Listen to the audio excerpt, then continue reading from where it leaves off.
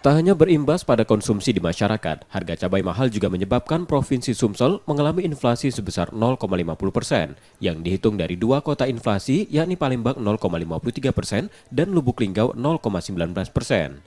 Data BPS Sumsel, kelonjakan harga cabai akibat stok menurun dari sentra daerah atau penyuplai yang dipengaruhi musim kemarau dengan penyumbang inflasi senilai 0,069% dan perubahan harga sebesar 8,86%. Selain cabai, penyumbang inflasi terbesar juga dipicu naiknya tarif air minum PDAM Tirtamusi sebesar 0,320%. Inflasi yang dipicu barang konsumsi ini, pemerintah daerah diharapkan melakukan upaya stabilisasi harga, salah satunya menggelar pasar murah berkelanjutan menyusul jelang Natal dan Tahun Baru. Jadi bulan ini inflasi Sumatera Selatan yang merupakan gabungan dua kota IHK, Palembang dengan Lubuk Linggau mengalami inflasi sebesar 0,5%. Ada juga tadi secara mantumannya cabai merah, terus daging ayam ras, beras.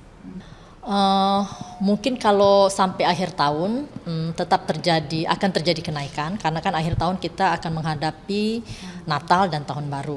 Dan dampak fenomena El Nino juga berpengaruh terutama untuk komoditas-komoditas pertanian. Kenaikan harga cabai dirasakan pedagang dan masyarakat sejak 1 bulan terakhir. Di pasar tradisional Palembang, harga cabai melonjak Rp60-80.000 per kilogram. Reski Oktora, Muklas Diferensial, Kompas TV, Palembang, Sumatera Selatan.